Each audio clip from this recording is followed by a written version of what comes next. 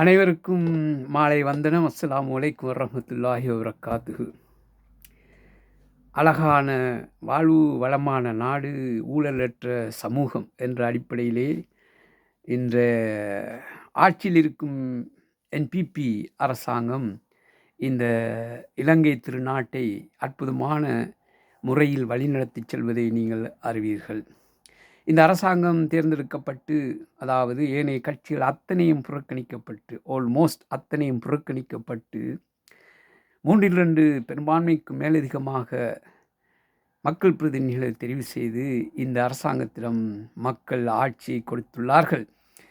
இந்த ஆட்சி இன்னும் 6 மாதங்களை தொடவில்லை. இருந்த பொழுதிலும் சர்வதேச ரீதியிலே இதற்கான ஒரு அங்கீகாரத்தையும், இவர்கள் சிறப்பான முறையில் தங்களுடைய நாட்டின் பொருளாதாரத்தை மேம்படுத்திச் செல்கின்றார்கள், திட்டமிட்ட அடிப்படையிலே சென்று கொண்டிருக்கின்றார்கள் என்று IMF, இன்டர்நேஷனல் மானிட்டரி ஃபண்ட் போன்ற உலக நிதி நிறுவனங்களின் ஆதரவுடன் அனுசரணையிலும் இந்த அரசாங்கம் மேதகு அனுரகுமார திசாநாயக்கா ஜனாதிபதி அவர்கள் எடுத்துச் செல்வதை நீங்கள் அறிந்திருப்பீர்கள். இந்த கட்டத்திலே இலங்கையில் இதுவரை நடைபெறாத ஒரு கடைசி சந்தர்ப்பத்தில் கூட அது பிற்போடப்பட்ட உள்ளூராட்சி அமைப்புகளுக்கான தேர்தல் நடைபெற இருக்கின்றது. எதிர்வரும் மே மாதம் 6ஆம் தேதி அதற்கான முதல் சந்தர்ப்பம் உங்களுக்கு கிடைத்துள்ளது. இதிலே மாகாண சபை, நகர சபை, பிரதேச சபைகளுக்கான தேர்தல் நடைபெற இருக்கின்றன.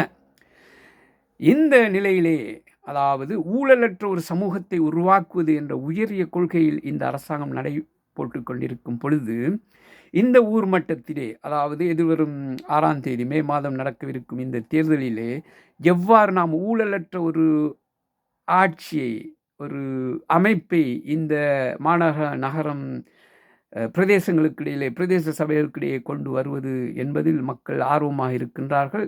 மக்கள் ஆர்வத்துடன் செயல்பட வேண்டும், ஆர்வத்துடன் இந்த தேர்தலில் கலந்து கொள்ள வேண்டும், ஆர்வத்துடன் உங்களுக்கான பிரதிநிதிகளை, சரியான பிரதிநிதிகளை தெரிவு செய்ய வேண்டும் என்ற நிலையில் நாம் வந்து நிற்கிறோம். இந்த அடிப்படையிலே ஊழலற்ற ஒரு சமூகத்தை, அழகான ஒரு வளமான ஒரு நாடு, அழகான ஒரு வாழ்வு, ஊழலற்ற ஒரு சமூகம் என்ற விடயத்திலே இந்த ஊழலற்ற சமூகத்தை எவ்வாறு உருவாக்குவது என்பதற்கான ஒரு அங்கீகாரத்தை நாம் எதிர்வரும் தேர்தலிலே கொடுக்க இருக்கின்றோம் என்ற சிறிய ஒரு அறிமுகத்தோடு, எதிர்வரும் இந்த மாகாண சபை தேர்தலிலே, அதுவும் குறிப்பாக புத்தளத்திலே ஊழலற்ற ஒரு ஆட்சியை உருவாக்குவது என்பது தொடர்பாக நாம் உங்களுடன் கதைக்க இருக்கின்றேன்.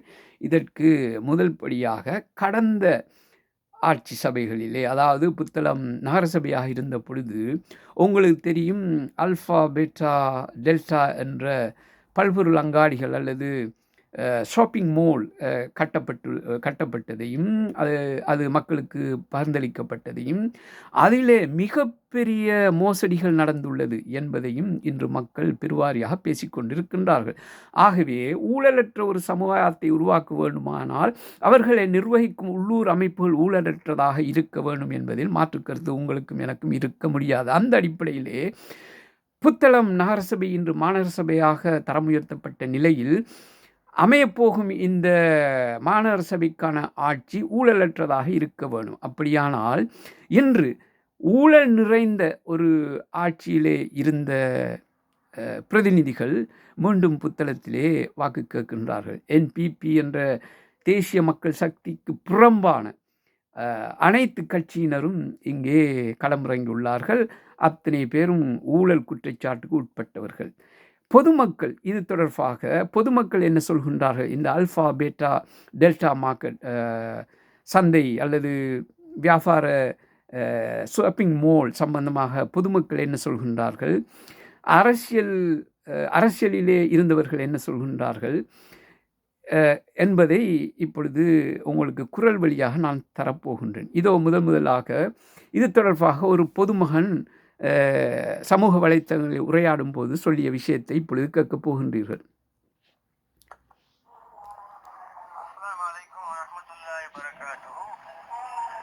புத்தளம் அல்பா மார்க்கெட் சம்பந்தமாக அதை உடனடியாக நிப்பாட்ட சொல்லி போட்டு யாராவது ஒரு ஸ்டே ஆர்டர் ஒன்று போட்ஸ்ல எடுக்கிறது நல்ல.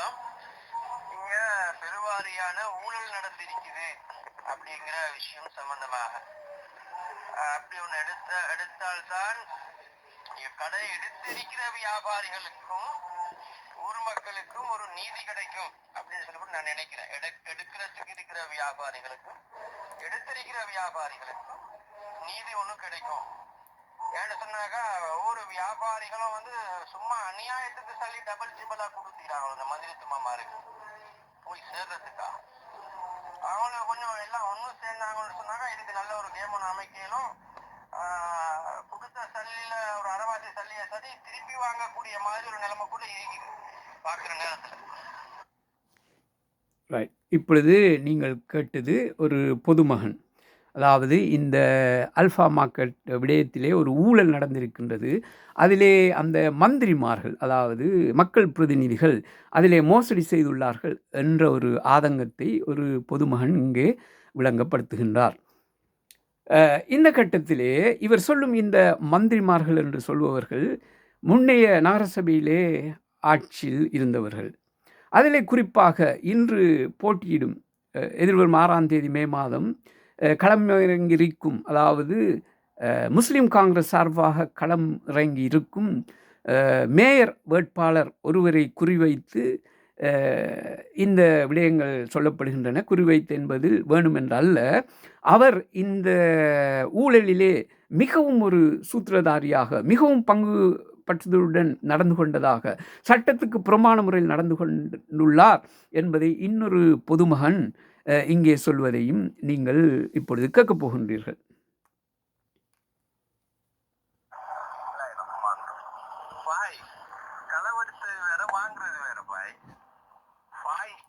உயிரோடு இருக்கிற நேரம் அல்பா மார்க்கெட்டுல பிரைவேட்டுக்கு பேங்குக்கு 3 இடம் போட்டாரு. மரணத்துக்கு பிறகு சேமன் மரணத்துக்கு பிறகுதான் நீங்க சொல்லிட்டீங்களா ரனீஸ், அவர் என்ன செய்யறாரு தெரியுமா, அந்த யூசில மெம்பரா இருந்துகிட்டு அந்த பேங்க இல்லாம ஆக்கி போட்டு அந்த கடையை தம்பிக்கு மற்றவர்கள் கூட்டாளி பேருக்கும் போட்டு எடுத்துதான் பிசினஸ் செஞ்சாரு. நீங்க சொல்றப்ப மற்றவங்க எல்லாம் வாங்குறது காசு கொடுத்து எடுக்கிறது ஹலால், சரி, இது களவு. இப்ப விளங்குதா? மற்றபடி நகரசபை சட்டம் தெரியுமா உங்களுக்கு? ஒரு யூசில உள்ள ஒரு மெம்பர் ஒரு டெண்டரோ ஒரு கான்ட்ராக்டோ செய்யல. 227 சட்ட பிரிவின் கீழ் பாருங்க, அவங்களோட சொந்தக்கார அவங்களோட பேர்ல கூட செய்யல. அது அப்படியே இருக்குது. இதெல்லாம் போட்டுதான் வாட்ஸ்அப்ல காய்ச்சது நாங்க அந்த குரூப்ல.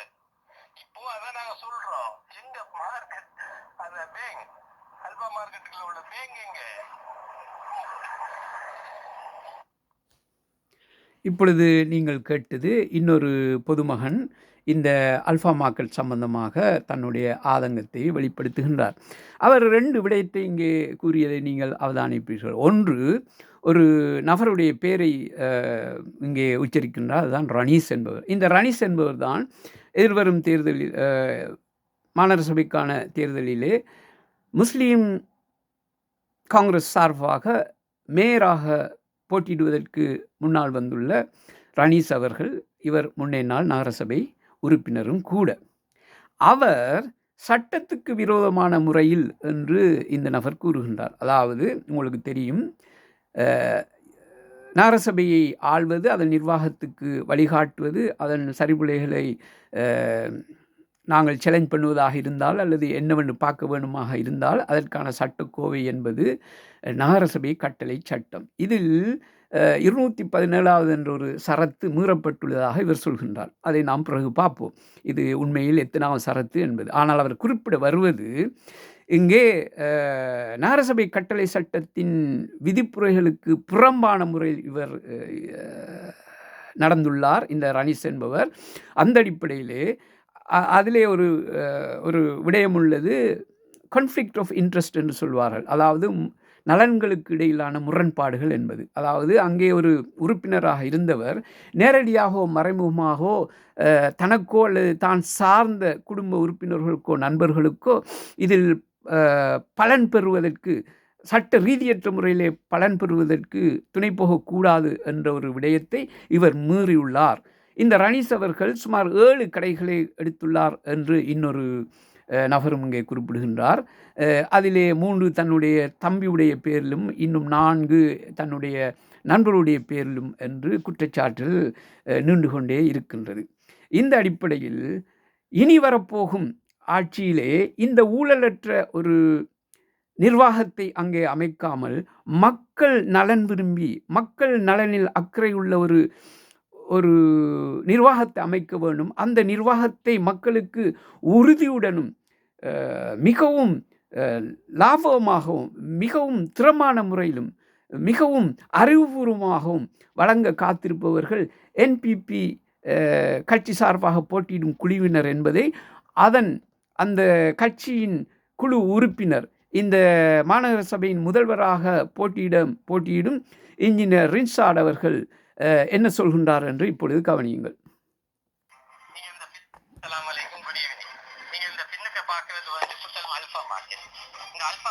நாங்க புத்தளத்தில் இருக்கிற நூற்றுக்கணக்கான ஆட்களை புதஞ்சு கிடக்கிற கனவுன்னு சொல்லலாம். 35 கோடி ரூபாய்க்கு மேற்பட்ட தொகையை புத்தளத்தில் உள்ள வியாபாரிகளும் தனிய ஆட்களும் முதலீட்டிக்கிறாங்க. இந்த காசி அவங்க கொண்டு போயிட்டு ஒரு வியாபாரத்திலேயோ இல்லாட்டி ஒரு பேங்க்லயோ போட்டிருந்தா கூட அவங்க போட்ட தொகையை விட கூடின லாபம் இதுவரைக்கும் கிடைச்சிருக்கும். கிட்டத்தட்ட 10 வருஷமாக அவங்க இந்த காசை போட்டு இன்றைக்கு இந்த அல்பா மார்க்கெட்டை திறக்கிறது, எப்ப நாங்க இந்த வியாபாரத்தை செய்யறதுன்னு சொல்லி எதிர்பார்த்து கொண்டு இருக்கிறாங்க. அது அவங்களுக்கு எட்ட கனியாவே இருக்கு. அது மட்டும் இல்ல, இந்த அல்பா மார்க்கெட் புத்தளத்துல உள்ள வரிப்பணம் செலுத்துற மக்களுக்கு நேரம் போட்ட ஒரு சுமை. ஏன்னு சொன்னா இந்த அல்பா மார்க்கெட்டை கட்டுறதுக்காக எல்ஐடிஎஸ் பேங்க்ல இருந்து 300 மில்லியன் காசு கடன் எடுத்துக்கிறாங்க. அந்த எடுத்த கடன் வட்டி எல்லாம் சேர்த்து மாசம் 58 லட்சம் ரூபாய் புத்தளம் யூசியில இருந்து அந்த பேங்குக்கு செலுத்தப்படுகின்றது. இந்த 58 லட்சம் ரூபாய் காசு எங்கிட்ட மிச்சம் இருக்கும்னு சொன்னா புத்தளத்துல எத்தனை ரோட் போடலும், எத்தனை காண்களை செய்யலும், எத்தனை வறியவங்களுக்கான தீர்வுகளை அமைச்சு கொடுக்கலும், இது எல்லாமே எங்களுக்கு கை நழுவி போகுது இந்த அல்பா மார்க்கெட்டால. இந்த அல்பா மார்க்கெட்டை ஒழுங்கா நாங்க நடத்தணும்னு சொன்னா, அந்த அல்பா மார்க்கெட்டை ஓபன் பண்ணணும்னு சொன்னா எங்களுக்கு சூப்பர் மார்க்கெட்ல இப்போ எத்தனையோ வருஷமா பிசினஸ் செஞ்சு கொண்டிருக்கிறாங்களே அவங்களுக்கு ஒரு சரியான ஒரு மாற்றீடு ஒன்று கொடுக்கணும். அந்த மாற்றீடை கொடுக்காத வரைக்கும் எங்களுக்கு அல்பா மார்க்கெட் ஓபன் பண்ண இயலாது. ஆனா அந்த மாற்றீடை கொடுக்கறதுக்காக இதுக்கு முன்னுக்கு ஆட்சி கதிரில் இருந்தவங்க பீட்டா மார்க்கெட் சொல்லி ஒன்றை கட்டிக்கிறாங்க. அதுக்கு அந்த பவுண்டேஷனுக்கு பேர் தான் இந்த பீட்டா மார்க்கெட்டை கட்டும் பொழுது அந்த வியாபாரிகளோட சூப்பர் மார்க்கெட்ல இருக்கிற வியாபாரிகளோட இவங்க கலந்தாலும் இல்ல, அவங்களுக்கு அந்த கடை என்ன நீளம் என்ன அகலத்தில் அவங்களுக்கு கடத்தை கேட்டு இல்ல, அவங்களுக்கு எந்த முன்னுரிமையும் கொடுத்து இல்ல. இப்படியான நிலைமையில இன்னைக்கு பீட்டா மார்க்கெட்டுக்கு மேலேயும் எத்தனையோ கோடிகளை கொண்டு கொட்டி இப்போ அல்பா மார்க்கெட்டும் ஆபரேஷன்ல இல்ல, பீட்டா மார்க்கெட்டும் ஆபரேஷன்ல இல்ல, சூப்பர் மார்க்கெட்டும் பலசாகி கொண்டு போகுது. புத்தளத்தில எதிர்கால வியாபாரம் கேள்விக்குறியாகிற ஒரு நிலைமை கொண்டிருக்கு. இதுல இன்னும் பெரிய ஒரு துரிஷ்டம் என்னன்னு சொன்னா இந்த சிக்கலை உருவாக்குனவங்களே இன்றைக்கு அவங்க ஆட்சி கதிரிகள்ல எப்படியாவது உட்கார்ந்து கொள்ளணும் சொல்லிட்டு முயற்சிக்கிறாங்க. அவங்க வந்தான்னு சொன்னா இந்த சிக்கலை இன்னும் இடியப்ப சிக்கலாக்குவாங்க. ஆனா நாங்க ஆட்சி கதிரில உட்கார்ந்தா இந்த வியாபாரிகளோடு, குறிப்பாக சூப்பர் மார்க்கெட்ல உள்ள வியாபாரிகளோடு, இந்த பீட்டா மார்க்கெட்டுக்கு முதலிட்ட வியாபாரிகளோடு கலந்தாலோசிச்சு நாங்க அவங்களுக்கு ஒரு அழகான தீர்வை 100% அந்த வியாபாரிகளுடைய நன்மையை மட்டுமே மையமாக கொண்ட ஒரு தீர்வை பெற்றுக் கொடுப்பதன் மூலமாக புத்தள வியாபாரத்தை ஒரு புதிய பரிணாமத்தை நோக்கி நாங்கள் கொண்டு செல்வோம் சொல்லி உறுதியாக வேண்டி விடைபெறுகிறோம். அஸ்ஸலாமு அலைக்கும்.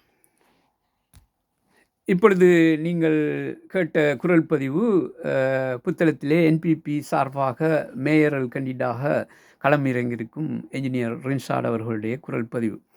இவர் இங்கே சொல்கின்றார், இந்த அல்பா மார்க்கெட் பகிர்ந்தளிக்கப்பட்ட விடயத்திலே ஊழல் நடந்துள்ளது. ஏற்கனவே 80களில் கட்டப்பட்டுள்ள சூப்பர் மார்க்கெட் என்று சொல்லுவார்கள், புத்தள பழைய பஸ் ஸ்டாண்ட் அதிலே கட்டப்பட்டுள்ள, அதற்கு பக்கத்திலே கட்டப்பட்டுள்ள அந்த கடை உரிமையாளர்களை தங்களுடைய நிலையங்களை விட்டு வெளியேற சொல்லியும் அவர்களுக்கு மாற்றீடாக இந்த பேட்டா மார்க்கெட்டில் ஒரு கட்டிடம் தருவதாகவும் அங்கே கூறியுள்ளார்கள். ஆனால் அது இப்பொழுது ஒரு பிரச்சனைக்குரிய விடயமாக இருக்கின்றது. ஏனென்றால் அவர்களுக்கான சரியான ஒரு தீர்வை இன்னும் பழைய நிர்வாகம் கொடுக்கவில்லை.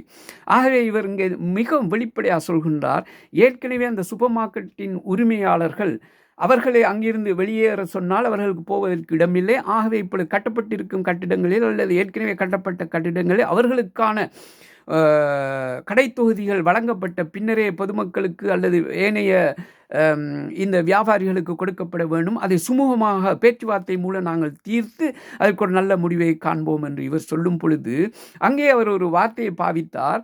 அதாவது இது யாருக்கும் பிரயோசனம் இல்லாமல் இருக்கின்றது. லட்சக்கணக்கான பணங்களை மக்கள் அங்கே முதலிட்டு இன்னும் அதிலிருந்து எந்தவித வருமானத்தையும் பெறாத வகையில் இன்னும் அல்ஃபா மார்க்கெட் திறக்கப்படவில்லை, பேட்டா மார்க்கெட் இன்னும் கட்டிடங்கள் எழும்பவில்லை. ஆகவே இது எப்பொழுது முடியும், அதன் பிறகு என்ன ஆகும், மக்கள் போட்ட பணத்துக்கு என்ன நடக்கின்றது என்ற ஒரு குழப்படி இருக்கும் பொழுது ஏற்கனவே இப்படியான பிரச்சனைகளை சரியான முறையில் தீர்க்காததினால் இவர்கள் பாதிக்கப்பட்டு கொண்டிருக்கின்றார்கள்.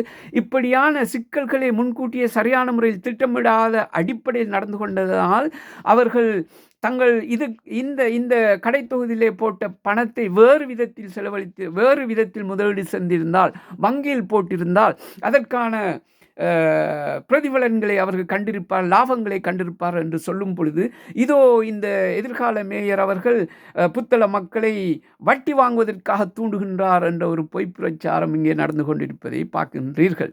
சரி, அதை நாம் பிறிதொரு காணொலியில் பார்ப்போம். அவர் சொன்ன விடயம் என்னவென்று. இப்பொழுது இது தொடர்பாக ஏற்கனவே கதைத்த ஒரு பொதுமகன் என்ன சொல்கின்றார் என்று கேளுங்கள்.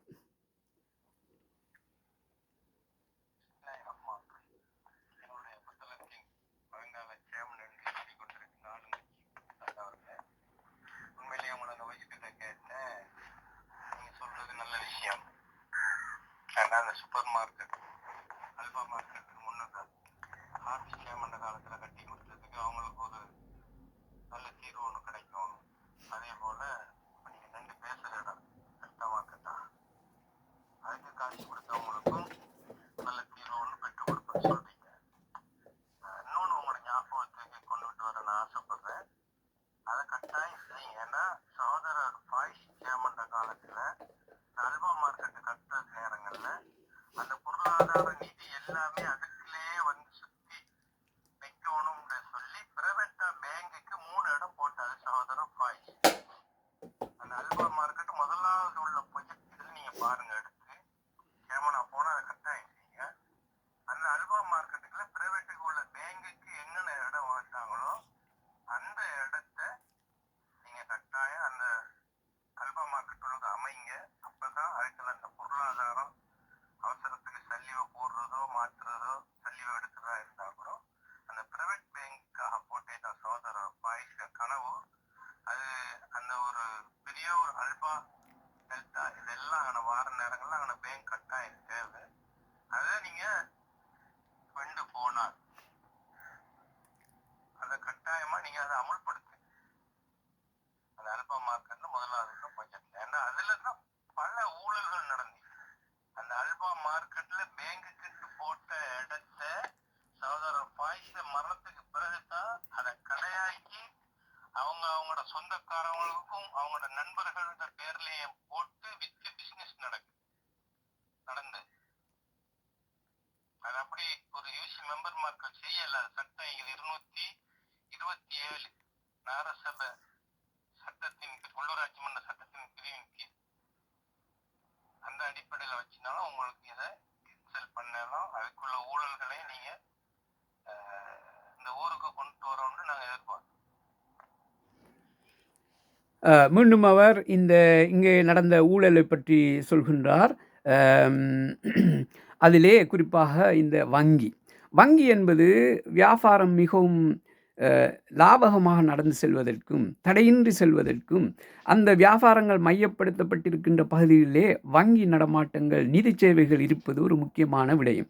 இதை கருத்தில் கொண்டு மறைந்த முன்னாள் நகரபிதா ஃபாய்ஸ் அவர்கள் திட்டமிட்ட அடிப்படையிலே அதில் வங்கிகள் உருவாக்கப்பட வேண்டும் என்பதற்காக 3 இடங்களை ஒதுக்கி வைத்திருந்ததாகவும் அது இந்த மோசடியில் வங்கி என்ற நிலையிலிருந்து மாற்றமடைந்த, அதாவது மருகும் ஃபாய்ஸ் சேர்மன் அவர்களின் மரணத்துக்கு பின்னால் இந்த குற்றஞ்சாட்டப்பட்டு இன்று ஒரு வகையான கூண்டில் நிற்கும் இந்த ஸ்ரீலங்கா முஸ்லீம் காங்கிரஸின் மேயரல் வேட்பாளர் ரணிஸ் அவர்கள் இந்த திட்டத்தை மாற்றி அமைத்து அதில் ஊழல் செய்து மோசடி செய்து அது தன்னுடைய சொந்த பந்தங்களுக்கு விற்றுள்ளதாக இவர் குற்றஞ்சாட்டுகின்றார். இந்த குற்றச்சாட்டில் உள்ள சரிவுகளை பார்ப்பதற்கு முன்னால் இந்த குற்றச்சாட்டு தொடர்பாக முன்னை நாள் உதவி நகரபிதா அலிகான் அவர்கள் இங்கே என்ன சொல்கின்றார் என்பதை இப்பொழுது நீங்கள் கேட்டு பார்க்கலாம்.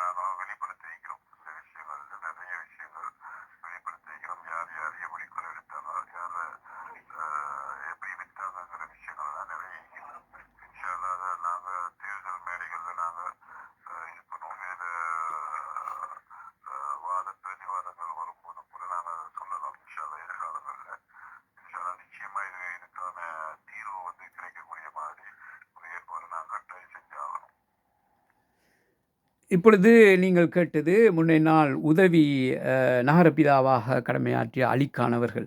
அவரும் இங்கே ஒப்புதல் வாக்குமூலம் ஒன்றை செய்கின்றார். இதிலே பெரிய மோசடிகள் நடந்துள்ளன. அது மாத்திரமல்ல, இது தொடர்பாக தன்னிடம் தஸ்தாவேஜுகள் உள்ளன. இது தொடர்பான மேலதி விவரங்கள் எதிர்வரும் மாகாண சபை தேர்தலுக்கான தேர்தல் பிரச்சார மேடைகளிலே இது மிக ஆழமாக கதைக்கப்படும். இதில் சம்பந்தப்பட்ட அத்தனை பேரும் இங்கே கொண்டு வரப்படுவார்கள் என்று அவர் அநேகமாக அத்தனை பேரும் அந்த நகரசபை காலத்திலே இருந்த அத்தனை பேரும் இதிலே சட்டத்துக்கு விரோதமான முறையில் ஏதோ ஒரு வகையில் சம்பந்தப்பட்டுள்ளார்கள் என்பதை இங்கே அலிகான் சொல்லுகின்றார். அதே நேரம் நீங்கள் ஒன்றை கவனித்திருப்பீர்கள். இதிலே என்பிபி சார்பாக போட்டியிடும் ஒருவரும் கூட அதிலே இத்தகைய சட்டத்துக்கு புறம்பான முறையில் தனக்கும் ஒரு கடையை எடுத்துள்ளார் என்ற ஒரு குற்றச்சாட்டை வைக்கின்றார். குற்றச்சாட்டு என்பது எப்பொழுதும் குற்றச்சாட்டு தான். அது யாராக இருந்தாலும் விசாரிக்கப்பட வேண்டும். இந்த நிலைப்பாட்டில்தான் ஏற்கனவே இனி வரவிருக்கும் என்பிபி கட்சியின் நிர்வாகமானது இப்பொழுதே சம்பந்தப்பட்ட அதிகாரிகளுக்கு இந்த அல்ஃபா பீட்டா டெல்டா மார்க்கெட் சம்பந்தமான மோசடிகள், சாத்தியமான மோசடிகள் நடந்துள்ளன என்று முறைப்பாடு செய்து அதற்கான விசாரணைகள் மிக விரைவில் ஆரம்பிக்க இருக்கின்றன என்ற நற்செய்தியை உங்களுக்கு சொல்லும் அதே நேரத்தில் இந்த அலிகான் அவர்கள் செய்த அந்த குற்றச்சாட்டை இப்பொழுது அந்த காலத்தில் சபையின் உறுப்பினராக இருந்த ஒருவர் இப்பொழுது அதை மறுதளிக்கின்றார், மிகவும் காட்டமாக மறுதளிக்கின்றார். அதை யார் என்ன விதத்தில் மறுதளிக்கின்றார், அவர் யார், அவர் என்ன விடயத்தை மேலதிகமாக சொல்ல விரும்புகின்றார் என்பதை நீங்களே கேட்டு பாருங்கள்.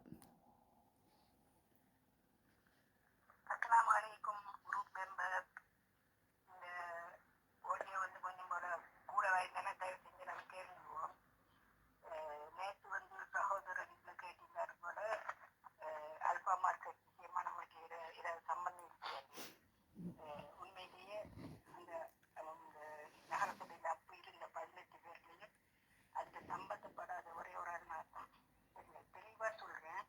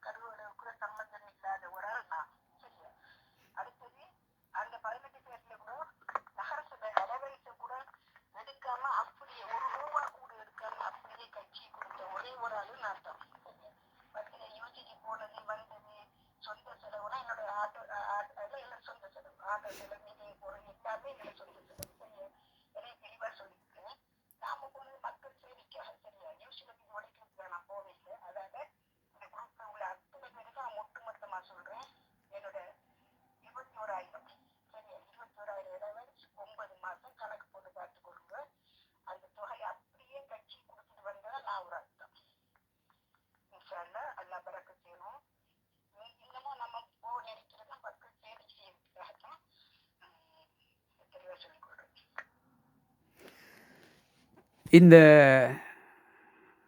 வாக்குறுதியை அதாவது ஒரு ஒரு ஒப்புதல் வாக்குமூலத்தை இங்கே தருபவர் சித்தி சலிமா என்ற முன்னைய நகர சபையின் உறுப்பினர். இப்பொழுதும் கூட எதிர்வரும் தேர்தலில் 4ஆம் வட்டாரத்தில் என்பிபி சார்பாக போட்டியிடுகின்றார். அவர் மிக உறுதியாகவும் தெளிவாகவும் ஆணித்தரமாகவும் கூறும் விடயம்தான், அங்கே 18 உறுப்பினர்கள் இருந்தார்கள். அதிலே நான் ஒருவர். நான் மாத்திரம் அதில் சம்பந்தப்படவில்லை என்பது எனக்கு 100% தெரியும்.